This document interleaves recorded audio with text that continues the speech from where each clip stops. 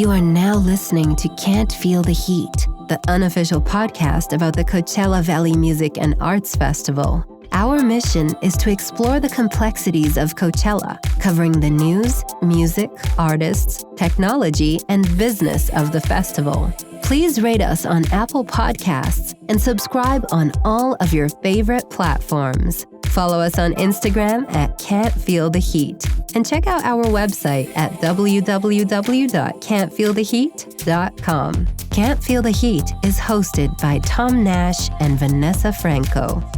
Welcome back to Can't Feel the Heat. I'm Tom Nash. Our co-host is Vanessa Franco. What's up, Vanessa? Hey!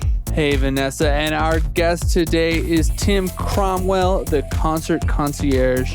Tim has been to every Coachella since 1999, including both weekends in all but 1 year. He's the type of guy that even on day 6 of the double weekend extravaganza, he's getting there at 1 p.m. to see as many bands as he can.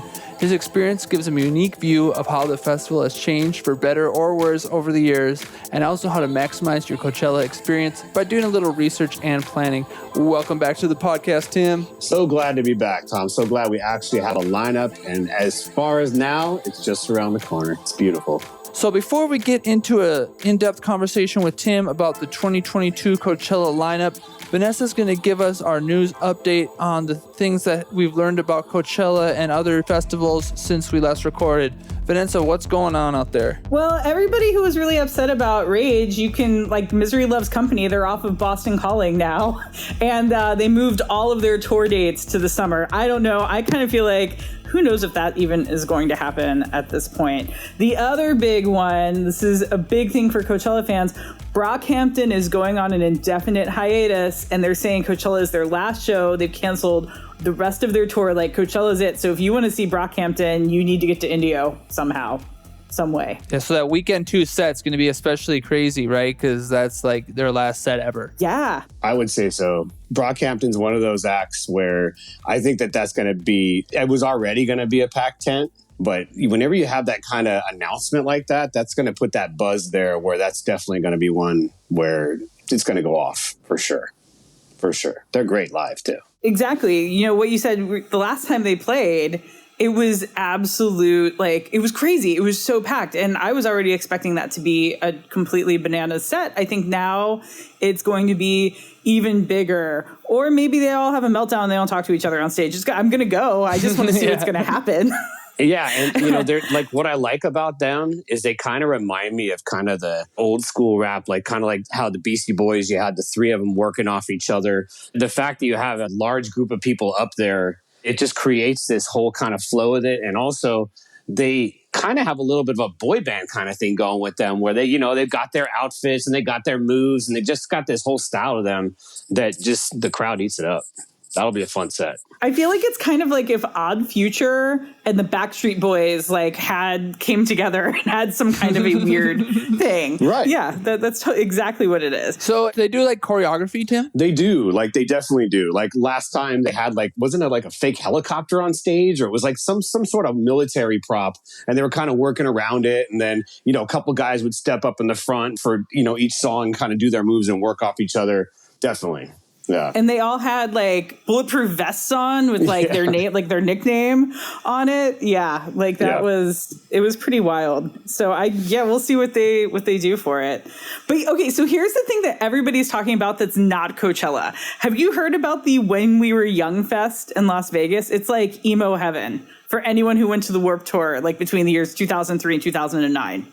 That was my high school. I mean, that's some of the bands on that lineup are like the first concerts I ever went to. Actually, the first one is a band called The Starting Line, who I was super into when I was, 15. They're playing. That's what got me into music is this lineup. So yeah, it's crazy how many bands are playing in one day. Yeah, it makes you wonder though, right? Like with that many bands and the fact that they made it one day, and from what I read, it's going to be 3 stages. How much time is each of these acts going to get? You know, like 15 minutes, 20 minutes? 20 to 30 for the early bands and 45 for the people, the headliners, or I guess not really the headliners, like the larger undercard. So I can't find the 3 stages thing. Everybody's saying 3 stages, but I have not seen that confirmed anywhere. But I was thinking about this, right? So there's 65 bands on this lineup, and they're doing it one day. So they sold out the first like Saturday and Sunday, and now they're adding like a third day the next weekend, almost like desert trip kind of. And so there's 65 artists in a day. Coachella like tops out with 62 on Saturday, and Coachella has 7 different stages, right? Yeah. And that doesn't count the Do Lab. Like, that's not even counting Do Lab or Campground or anything else. And like, now granted, Coachella, like, you'll see a few people early in the day in Sonora who only have like 30-minute sets, but most of the sets, like, if you're a DJ, you typically get an hour. The rest of the time, it's between like 40 and 50 minutes. As the day goes on, 55, and obviously like the headliners get more. But I'm just like, how are they going to do this? Even if they have like the stages that rotate around, like how many stages are they going to have set up? Like, I don't even want to, like, the idea of the set conflicts just is stressing me out, and I'm not even going to this festival. Well, it's 3 days now. So that's the thing. You're going to have to buy tickets to all 3 days, and so you can see everything. And like, think about the people, like, there's literally going to be people that are traveling to see Paramore or My Chemical Romance because Paramore hasn't played in like 4 years. And, MCR is just getting going again. If you're flying out there and they play for 45 minutes, like to an hour, that would kind of crush me if I was, because a lot of people are kind of heading there for that, Yeah, but I kind of feel like, you could spend, it's what, like $240, I think, maybe something around there. It's upwards of 200. And I'm like, you can go see these bands do headline shows. Pick 5 of the ones you really like and like put them all together, and it will still be cheaper than going to this festival. And that's before you even include like the hotel and everything else. But I mean, I do think that like some people are like, oh, it's going to be like Firefest. It's going to be like Astroworld because it is Live Nation doing it. And I'm like, no. Live Nation is actually a company that has done things like Astroworld was a terrible tragedy, but the big problem there is that everybody was at one big stage. As opposed to this, I think everyone's going to be going back and forth. Like, even in the old Warped Tour days, they had like 2 main stages that you would be running back and forth between. Yeah, I totally agree with that. And I think that there's just going to be a little bit of a paranoia towards festivals going into this season just because of what went down so recently. So you're going to hear a lot of talk about that. But I trust that they're going to make the necessary adjustments to where something like that's not going to happen again. I just celebrate the creativity in the music festival space. Let's do all sorts of crazy music festivals that are breaking the mold. I'm into it. Agreed. Have them here in Southern California instead of Vegas. And I was thinking about, if it's in Vegas during the day, if you're a punk band, you probably only can do like a 20, 30-minute set. These guys aren't in their like late teens, early 20s anymore. They're probably a lot of like overweight guys in their 40s and 50s playing the hot Vegas sun. After 20 minutes, they're probably pretty spent, don't you think? For sure. And you were saying about these like new creative types of festivals. I love all these like smaller boutique festivals too, like Desert Days and like Beach Life, where you get these, just a couple stages, smaller groups of people, different vibes. And it's really neat. It's such a cool contrast to all the bigger ones, when you're used to going to these big ones and you go to these smaller ones, and it's got just a completely different vibe to it, and exciting that you're able to see genre-specific festivals like Cruel World and stuff like that too. I think it's a great idea. All right, so I think that wraps up the news update. So let's move on to talking about Tim. And how long have you been going to Coachella again, Tim? Way back since the first one in 1999. Wow. I was drawn to it by the headliners. I was, I was 18 right when Tool and Rage Against the Machine really hit their mark and started to blow up. And so when you had a festival, in my backyard, because I was from California, I was living in Vegas at the time, but in my backyard, able to just come down and go see Tool and Rage and Beck as the headliners, it drew me in right away. And I had seen Pearl Jam at the same venue, so I knew the venue a bit and was excited about it going into it. But yeah, wait, you went to that first Pearl Jam show too? I did, it was a classic. Like, I'm sure you guys have heard about. Eddie was on one that night, and it was a classic show for sure. There's some footage that I would highly recommend everybody to check out of that Indio show of Pearl Jam on YouTube. But he was on it that night. It was great. Well, I heard he kept on getting hit with shoes, right? They were throwing shoes at him. Yeah. That's what they talk about in the Coachella documentary. Yeah. Yeah, he was up there, like, everybody started throwing clothes, and then shoes started going. He's like, more shoes for all my friends. And they just started flying at him. I mean, just flying at them. I want to know about all the people walking home without, like, going through those fields without the shoes going back to their car. Like, that could not have been pleasant. Yeah. Did you hear what Eddie said right at the end of the show? Have you ever seen that clip of what he said to the crowd? No. They're ending their last song. I think they ended with Porch. I'm kind of Rain Man with that kind of stuff, but I think they ended with Porch and they had the feedback going. And Eddie walks up to the mic and he's like, me and Jeff are going to the exit and we're going to beat the crap out of any one of you barefoot bleepers. And just walked off stage. It was classic. They actually have the poster for that show. I went to the Museum of Pop Culture last summer and they had a big Pearl Jam exhibit and they have the poster from that show in the exhibit. I was very excited. I totally nerded out on it. I'm honored that I was at a show that made it to that. That's cool. That's amazing. I didn't realize you had went to that very first show on the polo field. And then basically every Coachella since, except for I think you didn't go weekend 1 2019, right? Right. That's the only one I missed. Like I hit all the other double weekends, but that one. And what was hilarious is like when I was at home on the weekend that I missed, what was I doing? Of course, I was sitting there watching the webcast. Like, why am I not there? I was like, which is actually really fun. The best idea. The webcast is actually pretty good though, right? You must have enjoyed that. It was fun, but my wife was looking over at me like, yeah, you should probably be there instead of blasting this throughout the house the whole weekend. Yeah. So how do you get ready every year? You were telling me a little bit about a playlist that you put together. Yeah, so it's called the Concert Concierge's Comprehensive Coachella Playlist 2022. That's kind of a long one, but yeah, a while ago, I have to give credit to one of my buddies, one of my concert buddies, Chris Modisette. Maybe you guys have met him before. He's also known as Tall Chris. Great guy, easy to find at concerts, super tall dude. And he had kind of started it, and then he just... I would always thank him and he's like, yeah, I think I'm done doing this. So I kind of took it over about, 5 or 6 festivals ago. And what it is basically when the lineup comes out, I take the time to literally go through every single artist and every album they do and create a playlist with it. And the idea behind it is to hit shuffle, to create your own Coachella radio station, where it's so fun for me. Like that's one of my favorite days of the year is when the lineup comes out, just because I know that I'm about to get to know so many acts that I've never heard before. Like I'm sure you guys can say the same thing. When you first look up the lineup, there's so many acts that and it's so crazy. It's amazing how the Golden Voice is able to do this every year, but they just find these acts that I've been to a lot of shows that I've never heard of. And it's so fun to just, hop on the playlist, hit shuffle, and then if like a song comes on that you dig, you hit the little heart sign and have it go into your like song section. And then next thing you know, you got a nice list of like, maybe 50 or 60 acts when going in. Maybe you thought you had, 20 acts you like. And as it goes along, you start to, maybe check out their live stuff, see which ones you want to see. And then once the set times come out, that's obviously when the decisions are made.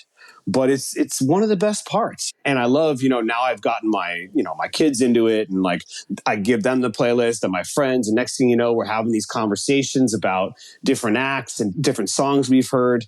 And it really helps you come into it prepared. And, and when it comes to what I look for in a day of Coachella, I want variety. I want to hop between so many different genres, and it's a really great way to be able to do that. I highly recommend it, that's for sure. Like a lot of my friends have kind of started checking it out, and sometimes people get a little intimidated because it's however many hours, and there's so many, albums by certain artists. Like I think, like Lil Baby has like 15 albums right there. So sometimes people are like, whoa. That's what I was wondering is like who jumps out at you as like some of the most prolific artists? Like who took forever? Like I'm thinking about King Gizzard and the Lizard Wizard have a ton of albums, right? Right. King Gizzard's they've actually released another one since we've started recording the podcast. They are prolific. Those guys are just amazing. They're definitely one of the ones I'm looking forward to the most on this lineup. I love what they do because the thing that's great is they release all these albums, but yet they're very different from one to the next. They seem to really be challenging themselves. They're definitely one of the ones that has a huge catalog. Like I said, Lil Baby, the guy seems to put out 3 or 4 albums a year. I think Danny. Are there any songs that are just Lil Baby songs? So that's what was frustrating me about trying to get into him. Yeah. It's all like literally everything. He's a feature or is like there's two artists that are credited, like Lil Durk, right? And it's just like I need to look at his set list because I just don't know what to expect from a Lil Baby show. I think that's a smart idea, Tom. I think that's actually a really good way to look into it, is kind of look at like maybe like set lists so you know what are kind of his big numbers that he plays consistently. That's the playlist that I want, Tim. If you want to evolve this concept, if you can take all the artists and put on their top maybe 15 songs all time on their playlists, that would be killer. It would be interesting because I would definitely have to do it the way you mentioned, which is with set lists. You know, like to me, that's kind of the important part.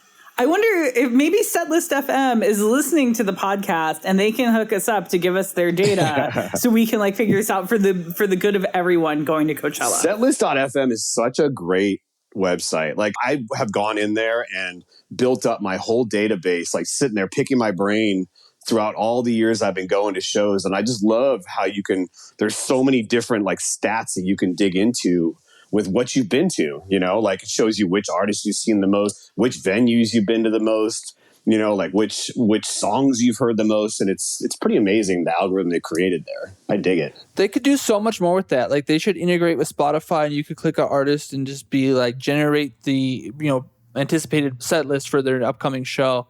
And I was thinking another thing about that website too is that really comes into play like the final week after they announce the set times. Once you're really mapping out exactly who you're going to see, that's when you can get, you know, make those decisions, and then you can go into set lists and like make your ultimate playlist of just like, okay, this is the stuff that I really need to brush up on and like invest my time in these last few days, because like you're not gonna have time to listen to like 1,000 songs, but maybe like you make like your perfect 100 song playlist using the set list. Yeah, and it can that's what I always do. And it can even help you with like conflicts where like if you don't mind a spoiler or two, you could say there's like a couple songs you really dig by an act and you notice they play it right at the beginning or right at the end of their set. And you could be like, well, I'll go over here for now and then come catch what I want to hear on that side, you know?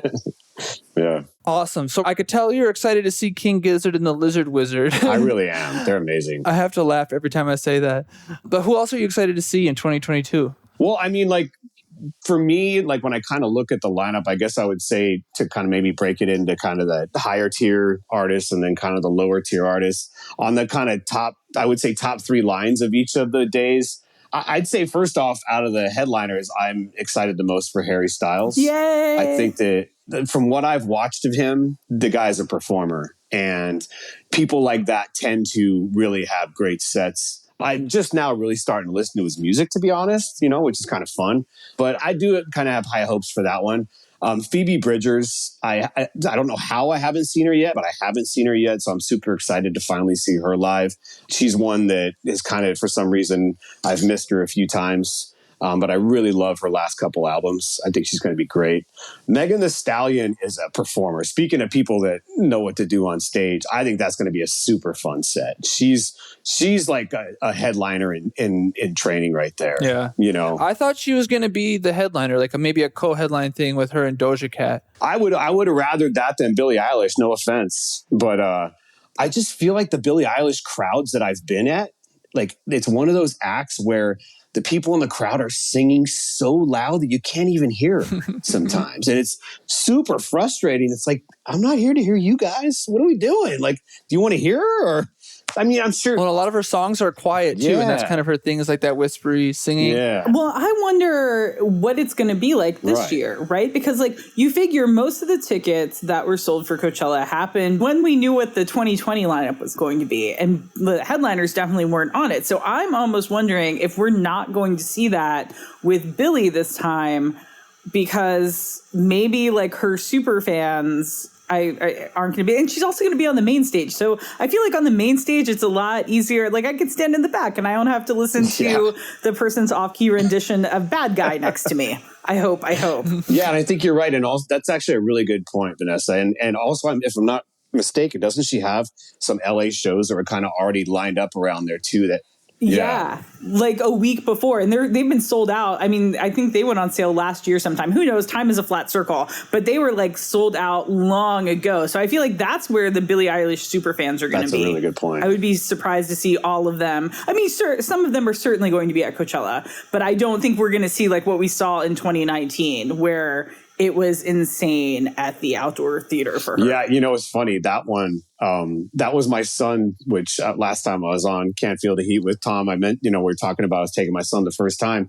That was his first set that he went on his own to, because we wanted to go see Aphex Twin. So we let him go over there by himself, and I walked him up to where the soundboard was and walked away. And I'm like, this is kind of a big crowd. I hope this is okay. And he had a great time and he was fine, but it was like, that place was packed. It was absolutely packed. It was insane. Like, I remember thinking they should have put her on the main stage that year, because it was just so overflowing. Yeah. Another couple artists that I'm really excited about, Danny Elfman has a chance to be the set of the weekend. One of the things that I love about Coachella is the legacy acts they get on occasion. You've had Leonard Cohen there, which was just a magical set.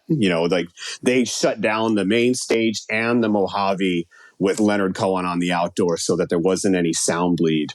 And just to see like a legend like that, or like the Hans Zimmer set was just unbelievable on the outdoor. Danny Elfman has a possibility of being one of those legendary sets, because I'm just going to throw it out there. I think there's going to be an Oingo Boingo reunion there. It's the right time. I feel good about that. It is the right time. And he's not going to do it for the whole set. He's going to do just a couple of songs, I think, right? Because he's got the whole reason he stopped doing Oingo Boingo is he's had the hearing loss and all. But I mean, this is the perfect time to do like maybe 3 songs with Oingo Boingo. I think you'll see like a really cool hybrid of his, orchestral stuff, some of his solo stuff, which his new album is very different. It's very dark. It's almost kind of Nine Inch Nails-ish a little bit. Exactly. Very Nine Inch Nails-y. Like maybe, I feel like Trent Reznor, I don't know if he worked with him on it. When I listen to it, I'm like, I feel like Trent Reznor should just come out for this set. Like, I don't know what he's doing. Maybe he's got some time. Just come hang in the desert for a little bit. And they actually did, one of the songs on there, Reznor did a remix of. So, they're obviously connected to each other through movies too. They're both kind of in that whole field. I'm going to speak it into existence. We're going to manifest this right now. Trent Reznor coming out to hang with Danny Elfman, and then an Oingo Boingo reunion. I want that Oingo Boingo reunion so bad. Like that, they were some of my earliest concert memories were the Halloween shows at Irvine Meadows back in the day that they did that were amazing. Those were great shows. Run the Jewels, I will never miss. Those guys kill it every time. Obviously would have been great to see them with Zach De La Rocha. That would have been nice. Yeah. And then like the lower level stuff, like I love the variety this year. Like that's what I'm really digging is it just seems like these bands come on, these acts come on that are really sticking out to me, and just such a variety of things from like somebody like Spiritualized, it's more like kind of trippy and spacey, and then Bad Bad Not Good, which is jazz, like really cool, like kind of, I love those acts like Bad Bad Not Good that they're I would never like really go like see them on their own and like pay for them like on as a headliner or something. But in the afternoon, if there's not like another act going on, that's a great way to chill, like in one of the tents when it's hot. I definitely want to see them for sure. I've never seen jazz at Coachella except for on the main stage once they had Preservation Hall Jazz Band. But other than that, like something more modern and aggressive, like Bad Bad Not Good. Man, I'm into it. I've literally never been to a concert like that before, and I love jazz music. So I definitely want to check them out. Yeah, that's one of those like chill in the grass, like while you're listening to a little jazz and at like 2 in the afternoon, 3 in the afternoon. I love that. One that I found that I'm really digging on the electronic side is Purple Disco Machine. I'm obsessed with them. I've known about them for a while. They've been on my radar since we had a guest this summer. Justin Cohen mentioned them, but I've just can't stop listening to this song called Dopamine. I had it on repeat probably 30 times today. Oh, it's so fun. It's this German guy. He's like, he's been around for a while. He's a little bit over 40, I think. And he's had hits all throughout Europe. Like a lot of these songs, they become top 10 hits in countries like Poland and stuff, but has absolutely not cracked the charts at all in the United States. He does some amazing remixes. There's some amazing live sets of him on YouTube. I was just digging it so much. This is exactly the kind of music that I love at Coachella. I just wish he had a band. Like, you know, he actually has some really good remixes of Chic. Nile Rodgers needs to come out and play with him. Like, that'd be amazing. It's so fun. Let's manifest that too. Yes, please, Nile Rodgers, listen to the podcast. Come out, hang out with Purple Disco Machine. We all want to see you, Nile. When I hear them, I think of, do you remember the year that they had Despacio or Despacio, right? Is that pronounced? Yeah. Like that sounds like that music that was in that tent, you know? Like that's what I got out of that one. And what about a random act like The Who? Laura, you got like Mongolian, like you got these Mongolian guys that are doing kind of metal and doing like their throat singing. That could be an interesting one to check out too. I'm so glad they're coming back. I was really worried that they weren't going to come back. And I'm like, this is going to be so weird and so great at the same time. We're all going to meet up at the Who weekend. I love it. Heck yeah. The three of us. And that just rhymed. That was good, Tom. Very nice. Very nice. I didn't even realize. And then on other lower level stuff, like that was all Friday, but Saturday, I got a little soft spot for Girl in Red. I do. I really like that album. I've kind of got into my pop side over these last couple of years, and I kind of dig her stuff. She's got kind of like a bit of an alternative sound to her, but she's also definitely going to be in there. That's going to be, I would guess, one of those sets that a lot of younger people are at. That could have a pretty good crowd too. She's got a good stage presence. Like, if you want to check her out, go on YouTube and watch her performance on Jimmy Fallon of Serotonin. She did a live performance of that I was super impressed by. Wait, so I was just talking about how I like Purple Disco Machine's song Dopamine, and Girl in Red has a song called Serotonin. We're covering all of them. It is a huge year for neurotransmitters at Coachella 2022. You heard it here Was first. it a conscious effort? Were they going for that? Is that one of their things they're looking for this year? Golden Voice? Brain chemicals in the house. Brain chemicals to make you happy. Yeah, it's good stuff. So Girl in Red is, she's Norwegian. I never knew that. I just looked her up. This is the stuff that I love to find out. Never would have known she's Norwegian. Another one on Saturday, Caribou. Do not miss Caribou. They're fantastic live. They're one of those acts that, like, when you listen to them on CD for the first time, they kind of sound like how LCD Sound System sounds a bit electronic live, but then you go out there and it's a full band and they're just killing it with a lot of percussion. Caribou does it right. And I love their light show they do every year too. So good. Is it correct to say that he's kind of like an elder statesman of Coachella? You know, so it's a seasoned act that he's evolved a little bit over the years, right? And I don't know if I should be saying he or they, but it's a guy named Dan Sneath, right? And he basically is the band. And it used to be more of, like, they use way more samples now, right? It's gotten away from his voice being more towards featuring like sample vocals. Is that, am I understanding the band correctly? I would definitely say on the last album that was definitely more featured in there for sure. Yeah. Okay. What I love about them is I really dig their percussion. You know, I love bands that have heavy percussion, multiple people playing drums, you know, different forms of percussion at the same time. And that'll be one of those really great dance parties, will be Caribou for sure. Awesome.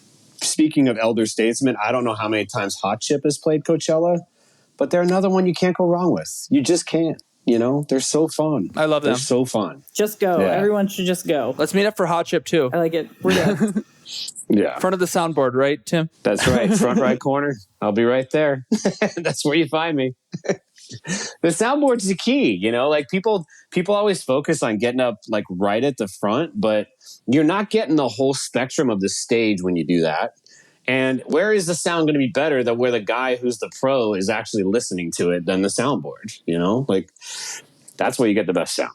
The thing I say about the soundboard is like, I don't know if you're a football fan, but it's like the offensive line. And you can just kind of like hang out right behind it, and then no one's going to come push you from behind because you have like your lead blockers right there that you can just kind of nestle in, and it's just so much more chill, right? Because if you just can get up right in front of it, you want to be in front, right? And kind of lean back towards it. That's the best spot. And there's that one little wedge at Coachella on the main stage right in front of the soundboard. It's like probably about 30 yards wide.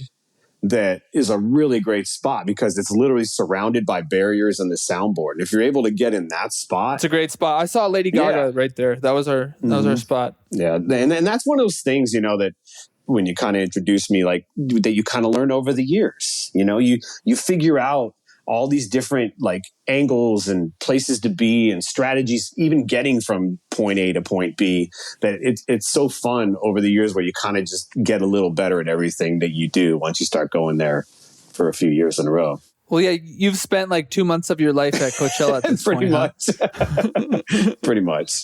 Vanessa 2 isn't that much far behind. Oh yeah. Between Coachella and Stagecoach, yeah, I've definitely spent like a solid at least 2 months of my life at the Empire Polo Club. It's funny you mentioned that. That set list FM right now. I just passed on there my 1400th show with total. What? Now here's the thing though. Wow. That counts each set at a festival. So I don't want to say that I've been to that many shows, but I've been to that many sets. So how's your hearing? Well, I always wear earplugs. Another tip for everybody out there: get a good pair of earplugs, not the crappy ones that drown out all the sound. But go online and get the ones that look like a little cone. They cost maybe $15. They're reusable. You can clean them off. And all it does is take out the harmful sounds, Then your ears adjust. Like within a minute or two, you forget they're even in your ears. And that's, if you're going to go to a lot of these things, you got to do that. Because if you don't, you're going to end up with what I have. Even though I started doing that, I didn't know as a young age, I got some ringing in my ears that just won't go away. And I don't think anybody really wants that, because it's not very fun when you're trying to go to sleep at night and you hear this. But that's I had to learn so that I could tell others to wear earplugs, like my kids. Yeah. One other, like, of the small acts I wanted to mention is that Alton Goon. I think that's how it's pronounced, or Alton Gun. I don't know exactly how it's pronounced on Sunday, but those guys are super cool. They were at Desert Days a few years ago, and I caught them. Okay. And they just have such a cool, like, great guitar work. Great guitar work. This is the big discovery I had from your playlist when I was on Shuffle.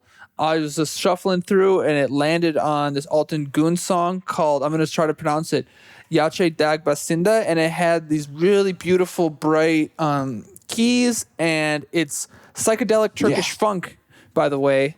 So, yes, I'm so excited. They're way at the bottom of the list of the lineup on Sunday. So you got to save your energy throughout the weekend to get there early on Sunday to see the world's greatest psychedelic Turkish funk band, because they're so fun. That's what separates, the people that are the diehards from not, are the ones, because we all get up on Sunday, and we usually have a house with anywhere from 4 to 8 people, and it's like, everybody on Sunday is like, yeah, I'm probably going to go in like 4 or 5 o'clock. To me, I'm always the guy giving the speech Saturday night. Like, come on, guys, you can recover on Monday. Just suck it up and get up and go in. Just trust me. You can't get this back. Like, get there early each day so that you can. Some of the best, most fun sets are the ones where there's barely anybody there and you're right up close. It's great. Absolutely. I'm still mad at myself because the year Frank Turner played, and he played really early, and I love Frank Turner, I was so wiped out from the night before that my coworkers didn't wake me, and he was on at noon, and I got there for the very end of his set, and I'm still mad about it. This is probably 10 years ago now. I'm still upset. Who's Frank Turner? Oh, he's this great, he's somewhere between I kind of think of it Dave House of the Loved Ones. He's got a punk background, but he's also very acoustic, really great songwriter. He's from England. I think he's toured with Flogging Molly, and you'll see him on tours like that. But I just think he's wonderful, and I was so excited to see him. And then I only saw the last 2 songs, and I was so I was really mad at but I couldn't yell at people, right? That's not nice to yell at your coworkers because you're still trying to get in it, because I'm going there to work. But I think that is I think the latest I've ever gotten there was probably that at maybe 1:30 is the latest I've ever gone in once. I don't understand those people who go in at 5 o'clock in the afternoon. Who are you? What have you been doing all day? You have missed great music. I think those are the same people that complain about the lineup who only look at the headliners, right? It's the same people that don't actually dig in and get what you can really get out of a festival like this, which is, I would say on average, I see maybe 9 to 10 sets a day, and That's so great. Like that's so much entertainment and so much, like, and then you end up finding acts that you become like some of your favorites for life. And you're next thing you know, you're seeing them in other venues. It's the best form of like research and discovery there is to see them live. Exactly. I love it. And here's something I want to say about getting there early too. To me, it's really obvious, but you want to limit your overall sun exposure, right? Don't hang out in the sun unless you are watching a set. So like, don't hang out in the sun before like get to Coachella and need to, right? But then even when you get there, try to catch a show in the Sonora, which is air conditioned, in the Yuma where you can like chill out, be air conditioned, go to a tent. If you gonna go out and watch something on the main stage or the outdoor, go for it during the heat of the day, but then just be ready to get out of the sun and relax like afterwards. Just don't assume that you can just like hang out in the sun all day and be fine. You got to like think strategically, like where are your sunsets and where are you going to be in the shade. I couldn't agree more. And when you're finalizing your set, like who you're going to see, they do exactly that. Like you got to make some decisions at that point about who's really worth being in the 100. If it's like one of those years where it's 105 out, you gotta, choose your sets wisely. And those are the times that the Do Lab is great. The Yuma tent is a great place to chill in the air conditioning for a bit, going and chilling over at, a beer garden or one of the food areas. And you just got to kind of to have a much more relaxed vibe and just hydrate too. Like you think of yourself as like an athlete, this is when you go to Coachella, if you're going to be there all 3 days for a good amount of time, you got to act like you're in a marathon. You got to hydrate. You got to eat food during the day. A lot of times people like get to where they just kind of forget to eat. And the next thing you know, they wear down or they get a headache or the lines get too long a little later. Like you got to like think about that stuff because you want to really maximize your ability to have a good time while you're there. And even for those of us, the seasoned veterans going, it will be 3 years since we've been. I've already been thinking about this. I'm like, I need to do like a couch to Coachella kind of thing and kind of like get in training for doing this. I was like, I'm going to like walk up and walk around because, I've been working from home. I need to remember what it's like to walk in the dust for a mile or two every day. Because I'm worried it's going to hit me hard this year. And also, you got to wear good shoes.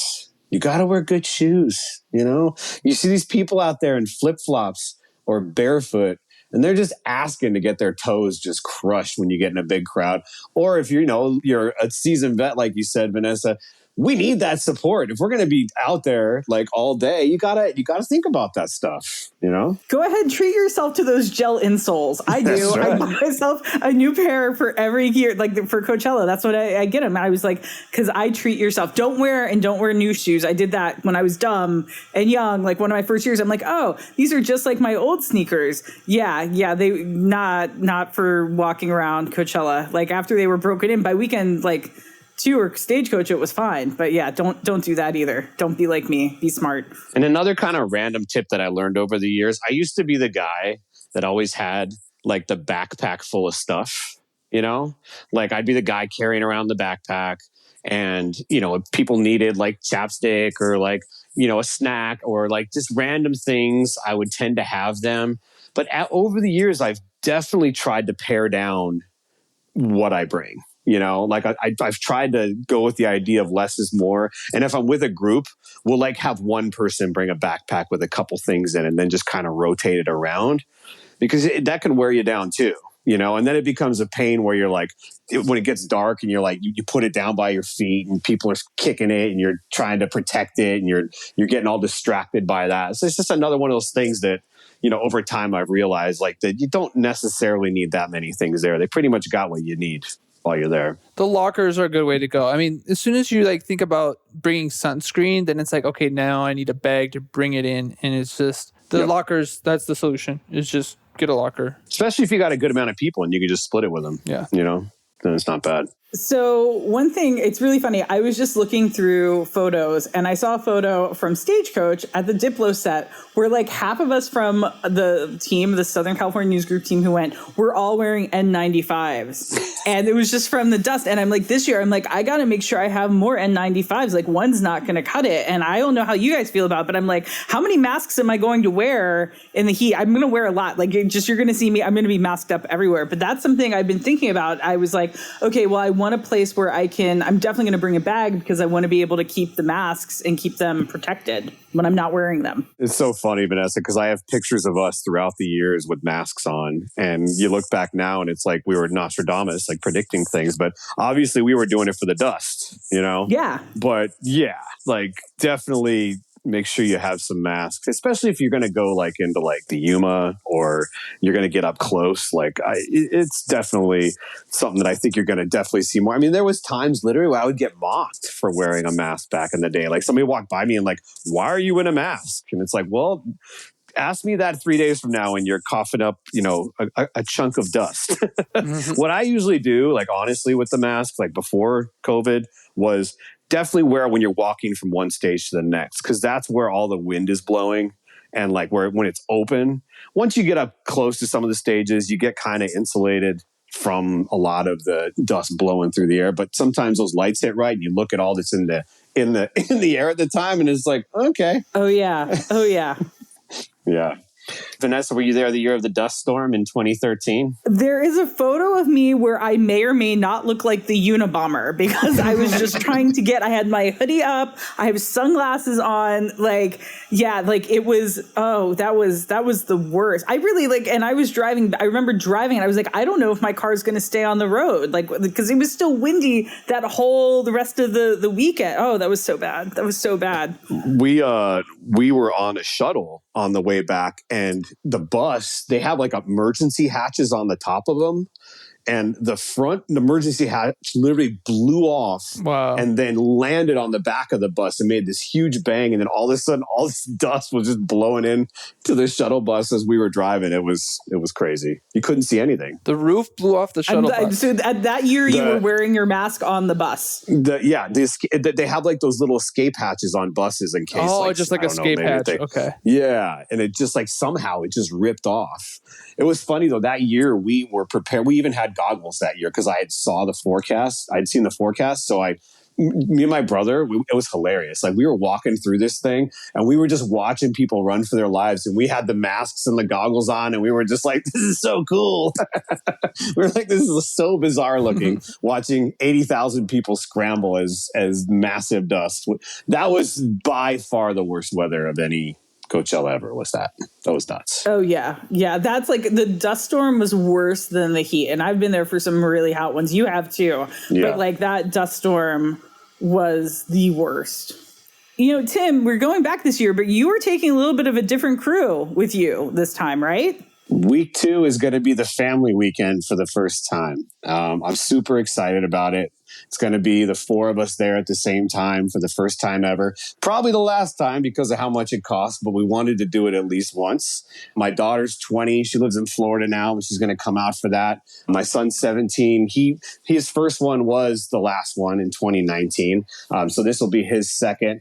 But the idea of being there with my kids, like honestly, like I've envisioned this since they were born, you know, like it's one of those things that they've had to live with, they listen to me talk about and have, you know, watched the webcast while I've been there. And then we've, you know, I'll come home and show them all the videos that I took, you know, little video clips that I take from them on my phone. And we'll sit there and kind of talk about it. And they've always wanted to go. So this is just like going to be a super special moment for me to be able to share, you know, what to me is like one of the things on this planet that I look forward to the most every year with Coachella. So it's going to be a very special moment for sure. That's awesome. You know, we were kind of talking about, it's been 3 years since we've all been to the polo fields. Like for you looking back, are there any things that like really stick out that still stick with you and that you're looking forward to perhaps recapturing? Yeah. I mean, like for me, like what I always like to say to people when they're asking me about it is you never know what it's going to be that becomes your highlight.